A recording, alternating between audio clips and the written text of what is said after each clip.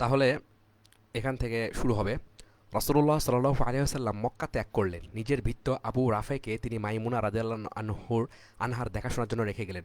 রাসূলুল্লাহ সাল্লাল্লাহু আলাইহি ওয়াসাল্লাম তানিমের নিকটবর্তী সারেফে পৌঁছালেন।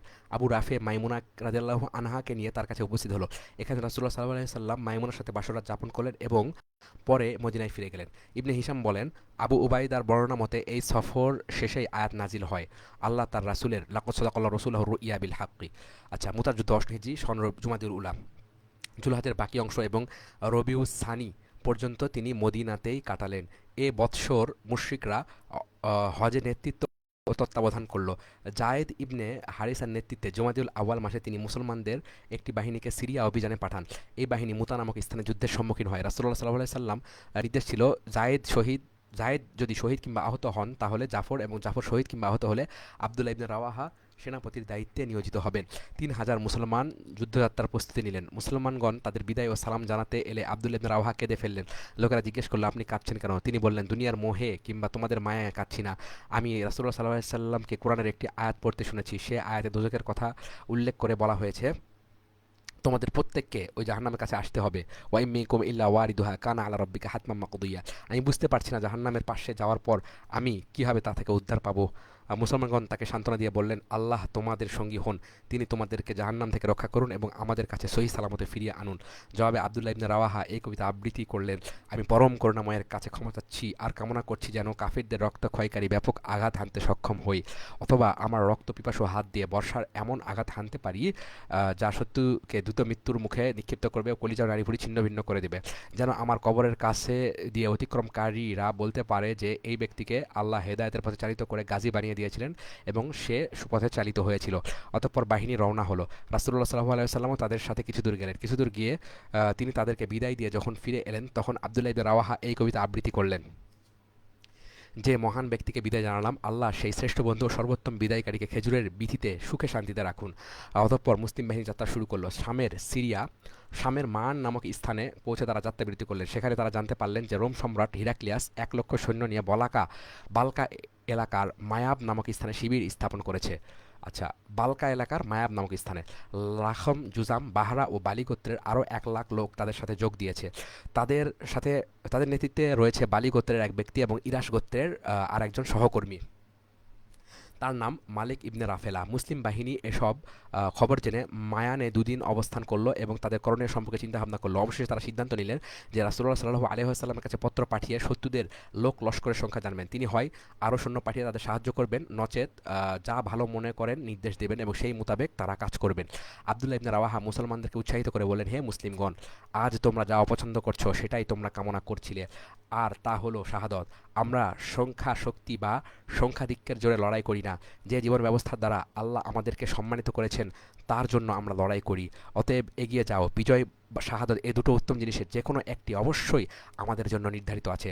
মুসলমানগণ সবাই বললেন, আল্লাহর শপথ, ইবনে রাওয়াহা হক কথা বলেছে। অতঃপর মুসলমানগণ অগ্রসর হলেন। বালকা সীমান্তের কাছে পৌঁছাতেই তারা হিরাক্লিয়াসের সম্মিলিত রোমক ও আরব বাহিনীর মুখোমুখি হলেন। বালকার সেই স্থানটির নাম মাশারিফ। শত্রুরা নিকটবর্তী হলো। মুসলমানরা একদিকে সরে গিয়ে মুতা নামক একটি গ্রামে অবস্থান নিলেন। বাহিনীর দক্ষিণ ভাগে বনু উজরার কুতবা ইবনে কাতাদা রাদিয়াল্লাহু আনহুকে, বাম অংশে আনসারি উবায়া ইবনে মালিক রাদিয়াল্লাহু আনহুকে দায়িত্ব দিয়ে মুসলমানগণ রণপ্রস্তুতি নিলেন। অতঃপর উভয় পক্ষে তুমুল যুদ্ধ শুরু হলো। প্রধান সেনাপতি জায়েদ ইবনে হারিসা রাসূলুল্লাহ সাল্লাল্লাহু আলাইহি ওয়াসাল্লামের পতাকা বহন করে প্রাণপণ যুদ্ধ করে শাহাদাত বরণ করলেন। তারপর পতাকা হাতে নিলেন জাফর ইবনে আবু তালেব। তিনি ঘোড়া থেকে নেমে ঘোড়ার পা কেটে ফেললেন এবং যুদ্ধ করে শহীদ হলেন। শাহাদাত বরণের প্রাক্কালে তিনি এই কবিতা আবৃত্তি করলেন, আহ কি চমৎকার জান্নাত এবং তার সান্নিধ্য লাভ! জান্নাত যেমন অতি উত্তম ও পবিত্র, তার পানীয় তেমনি। রোমকদের আযাব ঘনিয়ে এসেছে, তারা কাফির এবং আমার তুলনায় অনেক নিকৃষ্ট, যদিও তাদের আঘাত খেয়েছি। ইবনে হিশাম বলেন, নির্ভরযোগ্য সূত্রে আমি জানতে পেরেছি জাফর ইবনে আবু তালেব প্রথমে ডান হাতে পতাকা তুলে ধরলেন। শত্রুর তরবারিতে ডান হাত কাটা গেলে বাম হাতে পতাকা তুলে ধরলেন, সে হাতও কাটা গেল।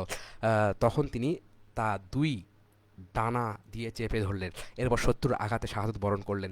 আল্লাহ তার উপর সন্তুষ্ট হন। এই সময় তার বয়স ছিল ৩৩ বছর। আল্লাহ তাআলা তাকে জান্নাতে দুইখানা ডানা দেন, যা দিয়ে তিনি যেখানে খুশি উড়ে বেড়াতে থাকেন। কথিত আছে যে একজন রোমক সৈন্য তাকে তরবারির আঘাতে দ্বিখণ্ডিত করে ফেলেছিল। ইবনে ইসহাক বলেন, জাফর শহীদ হওয়ার পর আবদুল্লাহ ইবনে রাওয়াহা পতাকা তুলে ধরলেন এবং ঘোড়ায় সবার হয়ে সামনে অগ্রসর হলেন। তিনি ঘোড়া থেকে নেমে লড়াইতে অংশ নেবেন কিনা ভাবতে ও কিছুটা ইতস্তত করতে লাগলেন। অতঃপর স্বগতভাবে বললেন, কসম খেয়ে বলছি, হে ইবনে রাওয়াহা, এই ময়দানে তোমাকে নামতেই হবে। হয়তো তোমাকে নামতে হবে, নচেত তোমাকে তা অপছন্দ করতে হবে। সকল মানুষ যদি রণহুঙ্কার দিয়ে জমায়েত হয়ে থাকে এবং তাদের মধ্যে কান্নার রোলও পড়ে থাকে, তোমাকে কেন জান্নাত সম্পর্কে নিস্পৃহ দেখছি? সুখে শান্তিতে তো অনেকদিন কাটিয়ে দিয়েছো, অথচ তুমি তো আসলে একটা পুরনো পাত্রে আহ, এক ফোঁটা পানি ছাড়া আর কিছুই ছিলে না। হে আমার আত্মা, আজ যদি নিহত না হও তাহলে তোমাকে একদিন মরতে হবে। এটা রণাঙ্গন, মৃত্যুর ঘর, যাতে তুমি প্রবেশ করেছো। তুমি এ যাবৎ যা চেয়েছো পেয়েছো। এখন যদি ওই দুজনের মতো জাইদ ও জাফর কাজ করো তাহলে সঠিক পথে চালিত হবে। অতঃপর তিনি ঘোড়ার পিঠ থেকে নামলেন। তখন তার এক চাচাতো ভাই এক টুকরা হাড্ডি জড়িত গোস্ত এনে তাকে বললেন, নাও, এটা খেয়ে একটু শক্তি অর্জন করো, কেননা তুমি এই কদিনে অত্যধিক কষ্ট করেছো। তিনি গোস্তের টুকরাটা দাঁত দিয়ে ছিঁড়ে কিছুটা নিয়েছেন। এমন সময় পাশে লোকজনের ভীষণ মারামারি, হুড়োহুড়ি শব্দ শুনতে পেলেন। তিনি বললেন, আমি বেঁচে থাকতে? তিনি গোস্তের টুকরাটা ছুঁড়ে ফেললেন, তরবারি হাতে অগ্রসর হলেন এবং যুদ্ধ করতে করতে শহীদ হয়ে গেলেন। এরপর বনু আজলান গোত্রে সাবিত ইবনে আকরাম পতাকা হাতে নিলেন। তিনি বললেন, হে মুসলমানগণ, তোমরা সর্বসম্মতভাবে একজন সেনাপতি বানাও। সবাই বলল, আপনি আমাদের সেনাপতি। তিনি বললেন, আমি এই দায়িত্ব পালনে সক্ষম নই। তখন মুসলমানগণ খালিদ বিন ওয়ালিদকে সেনাপতি বানালেন। তিনি পতাকা হাতে নিয়ে বীর বিক্রমে লড়াই করতে লাগলেন। সেনাবাহিনীকে নিয়ে একবার এক কিনারে চলে যান, আবার এগিয়ে আসেন, এভাবে লড়াই চালাতে লাগলেন। একবার তিনি যেই এক কিনারে গেছেন, অমনি রমক বাহিনীও কিনারে চলে গেল এবং রণে ভঙ্গ দিল। পরে তিনি মুসলিম সেনাবাহিনীকে নিয়ে মদিনায় ফিরে গেলেন। বর্ণিত আছে যে মুসলিম বাহিনী যখন শত্রু কর্তৃক আক্রান্ত হচ্ছিল, তখন রাসূলুল্লাহ সাল্লাল্লাহু আলাইহি ওয়াসাল্লাম বলছিলেন, যায়েদ ইবনে হারিসা পতাকা তুলে ধরছিল এবং যুদ্ধ করতে করতে শহীদ হয়েছে। এরপর জাফর পতাকা তুলে ধরছিল এবং যুদ্ধ করতে করতে শহীদ হয়েছে। অতঃপর রাসূলুল্লাহ সাল্লাল্লাহু আলাইহি ওয়াসাল্লাম নীরব রইলেন। এতে আনসারদের মুখ বিবর্ণ হয়ে গেল। তারা ভাবলেন আব্দুল্লাহ ইবনে রাওয়াহার একটা অপ্রীতিকর কিছু ঘটেছে হয়তো। কিছুক্ষণ পর তিনি বললেন, জাফরের পর আব্দুল্লাহ ইবনে রাওয়াহা পতাকা তুলে ধরেছিল এবং যুদ্ধ করতে করতে শহীদ হয়েছে। তারপর বললেন, আমি স্বপ্নে দেখেছি যে এই তিনজনকে জান্নাতে সোনার পালঙ্কে আরোহণ করানো হয়েছে। আমি দেখলাম আব্দুল্লাহ ইবনে রাওয়াহার পালঙ্ক খানিকটা বাঁকা। আমি জিজ্ঞাসা করলাম, এটা কি কারণে হয়েছে? আমাকে জবাব দেওয়া হলো, জাইদ ও জাফর মুহূর্তে মাত্র বিলম্ব না করে যুদ্ধে ঝাঁপিয়ে পড়েছিল। খালিদ লোক লস্কর নিয়ে মদিনায় ফিরে চললেন। মদিনার নিকটবর্তী হলে রাসূলুল্লাহ সাল্লাল্লাহু আলাইহি সাল্লাম ও সাধারণ মুসলমানরা তাদেরকে অভ্যর্থনা জানাতে এগিয়ে গেলেন। বিশেষত শিশু ও বালক বালিকারা অধিকতর দ্রুত গতিতে দৌড়ে এগুতে লাগলো। রাসূলুল্লাহ সাল্লাল্লাহু আলাইহি সাল্লাম একটি জন্তুর পিঠে সওয়ার হয়ে মুসলিম জনসাধারণের সাথে এগিয়ে চলেছেন। তিনি বললেন, তোমরা শিশুদেরকে নিজ নিজ সাওয়ারির পিঠে তুলে নাও, আর জাফরের ছেলেকে আমার কাছে দাও। আব্দুল্লাহ ইবনে জাফরকে রাসূলুল্লাহ সাল্লাল্লাহু আলাইহি সাল্লামের কাছে আনা হলো। তিনি তাকে সাওয়ারির উপর নিজের সামনে বসালেন। এই সময় মদিনার মুসলমানগণ এই বাহিনীর দিকে মাটি ছুঁড়ে মারছিল আর বলছিল, ওহে পলাতকের দল, তোমরা আল্লাহর পথে জিহাদে গিয়ে পালিয়েছো। রাসূলুল্লাহ সাল্লাল্লাহু আলাইহি সাল্লাম বললেন, না, তারা ভাগেনি, বরং তারা নতুন করে হামলা চালাবে ইনশাআল্লাহ।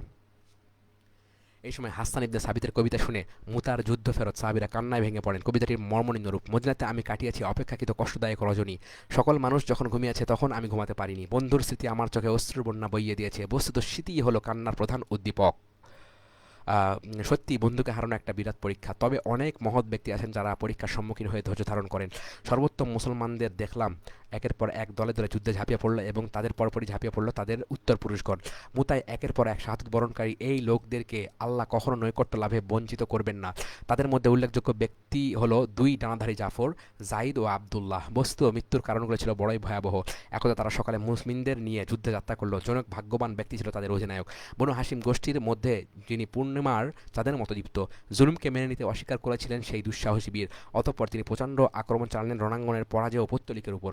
অবশেষে একসময় তিনি বেসামভাবে নুয়ে পড়ে গেলেন আর শহীদদের দলভুক্ত হলেন, যার পুরস্কার জান্নাত এবং সবুজ নিবিড় কাননসমূহ। আমরা জাফরের মধ্যে লক্ষ্য করলাম মুহাম্মাদের অকুণ্ঠ আনুগত্য এবং নির্দেশ পালনের বেলায় সুদৃঢ় অধিনায়কত্ব। বনু হাসিম বংশের মর্যাদা ও গৌরবের স্তম্ভ এখনও বিদ্যমান। তারা ইসলামের পর্বত সদৃশ, আর তাদের সহচরগণ সেই পর্বতের গায়ের প্রজ্জ্বল পাথর। সেই সৌম্য দর্শন মহৎ সজ্জনদের মধ্যে রয়েছেন জাফর আলী, সর্বজন মান্য মোহাম্মদ সাল্লাল্লাহু আলাইহি ওয়াসাল্লাম, হামজা, আব্বাস ও আকিল। বস্তুত চন্দন বৃক্ষের যেখানে নিংড়ানো হোক সেখান থেকে চন্দনের অর্থাৎ সুগন্ধিযুক্ত নির্যাস বেরুতে বাধ্য। অর্থাৎ বনু হাসিমের বংশধর যে পরিবারে কোনো সন্তান ভূমিষ্ঠ হোক, সে উল্লেখিত সন্তানদের মতো হবে। উক্ত বংশের যে পরিবারে সে জন্মলাভ করুক না কেন, কোনো কঠিন সমস্যায় যখন লোকেরা নিরুপায় সংকটাপন্ন হয়ে পড়ে, তখন তাদের দ্বারাই সংকটে সুরাহা হয়। আল্লাহ সব আপনজন, তাদের উপর আল্লাহ তার বিধান নাজিল করেছেন এবং তাদের কাছে সুরক্ষিত রয়েছে সেই পবিত্র গ্রন্থ। মক্কা বিজয়, অষ্টম হিজরি রমজান মাস। মুতার যুদ্ধের পর রাসূলুল্লাহ সাল্লাল্লাহু আলাইহি ওয়াসাল্লাম জুমাদুস সানি ও রজব মাস মদিনায় অবস্থান করেন। এই সময় বনু বকর বনু খুজা গোত্রের উপর অন্যায়ভাবে আক্রমণ চালায়। এই আক্রমণের কারণ ছিল ইসলাম আগমনের পূর্বে বনু হাজরামি গোত্রের মালিক ইবনে আব্বাদ নামে এক ব্যক্তি ব্যবসা উপলক্ষে খুজায়া গোত্রের বসতিস্থল অতিক্রম করার সময় লোকেরা তাকে হত্যা করে এবং তার কাছে যা ছিল তা ছিনিয়ে নেয়। এর ফলে বনু বকর জৈনক খুজাইয়ের উপর চড়াও হয়ে তাকে হত্যা করে। এর প্রতিশোধে খুজায় গোত্র ইসলামের অভ্যুদয়ের প্রাক্কালে বনু বকরের একাংশ বনু দায়েলের সর্দার আসওয়াদের ৩ সন্তান সালমা, কুলসুম ও জুয়াইবকে হারাম শরীফের সীমানার কাছে হত্যা করে, কেননা আসওয়াদ ছিল হাদরামির মিত্র। এই বিষয় নিয়ে বনু বকর ও বনু খুজার মধ্যে তুমুল উত্তেজনা চলে আসছিল। ইসলামের অভ্যুদয় ঘটার ফলে উভয় গোত্রের এই উত্তেজনা স্তিমিত হয় এবং তাদের মনোযোগ চলে যায় ইসলামের দিকে। কুরাইশগণ ও রাসূলুল্লাহ সাল্লাল্লাহু আলাইহি ওয়াসাল্লামের মধ্যে সম্পাদিত হুদাইবিয়ার সন্ধিতে একটি শর্ত ছিল এই যে কোনো তৃতীয় পক্ষ মুহাম্মদ সাল্লাল্লাহু আলাইহি ওয়াসাল্লাম কিংবা কুরাইশদের সাথে মৈত্রী স্থাপন করতে পারবে। তদনুযায়ী বনু বকর কুরাইশদের এবং বনু খুজায় রাসূলুল্লাহ সাল্লাল্লাহু আলাইহি ওয়াসাল্লামের সাথে মিত্রতার ঘোষণা করে। চুক্তি সম্পাদিত হওয়ার পর বনু বকরের শাখা দায়েল বনু খোজার দ্বারা আসওয়াদের উক্ত ৩ সন্তানের হত্যার প্রতিশোধ গ্রহণের মোক্ষম সুযোগ পেয়েছে বলে মনে করে। তাই বনু দায়েল পরিবারের প্রধান নওফেল ইবনে মুয়াবিয়া প্রতিশোধ গ্রহণের উদ্যোগ নেয়। উল্লেখ্য যে এই লোকটির গোটা বনু বাকরের উপর কোনো কর্তৃত্ব ছিল না। একদিন রাতে খোজায়া লোকদের গোত্রের লোকেরা তাদের নিজস্ব ঝর্ণা ও ওয়াতিরে অবস্থানকালে নওফেল ও তার সাঙ্গপাঙ্গরা মিলে খুজাইদের একজনকে হত্যা করলো। আর যায় কোথায়, উভয় গোত্র অন্যান্য গোত্রের সাথে দল পাকিয়ে তুমুল যুদ্ধে লিপ্ত হলো। কুরাইশরা এই সময় বনু বকরকে অস্ত্র দিল এবং তাদের সহযোগিতায় কুরাইশদের অনেককে রাতের অন্ধকারে লুকিয়ে খুজাইদের সাথে যুদ্ধ করলো। দিশেহারা হয়ে খুজা গোত্র মসজিদুল হারামের নিষিদ্ধ গণ্ডির মধ্যে আশ্রয় নিল। নওফেলের নেতৃত্বে প্রতিহিংসা পরায়ণ দায়েল গোত্রের লোকেরা তাদের ধাওয়া করে হারাম শরীফ পর্যন্ত এলো। বনু বকরের লোকেরা নওফেলকে বলল, হে নওফেল, এবার থামো, আমরা এখন হারাম শরীফের অভ্যন্তরে আছি, খোদাকে ভয় করো। তখন নফেল একটা সাংঘাতিক কথা বলে বসলো। সে বলল, আজকে তার কোনো ইলাহ বা প্রভু নেই। হে বনু বকর, তোমরা প্রতিশোধ গ্রহণ করো। তোমরা তো হারাম শরীফে চুরি করতেও কুণ্ঠিত হও না। উল্লেখ্য যে কাবা শরীফের সোনার তৈরি বহু মূল্যবান মূর্তি চুরি করার অভিযোগ কুরাইশদের বিরুদ্ধে ছিল। এখন এখানে প্রতিশোধ নিতে কুণ্ঠিত হও কেন? ইতিপূর্বে ওয়াতির ঝর্ণার কাছে রাতের আধারে মুনাব্বিহ নামক জৈনক দুর্বল চিত্ত খুজাইকে হত্যা করেও তাদের পিপাসা মিটারি। মুনাব্বিহ তামিম ইবনে আসাদ নামক তার গোত্রের অপর এক ব্যক্তিকে সাথে করে বেরিয়েছিল। মুনাব্বিহ বলল, হে তামিম, তুমি নিজেকে রক্ষার ব্যবস্থা করো, আমি তো মরতেই যাচ্ছি, তারা আমাকে হয় হত্যা করবে নয় ছেড়ে দিবে।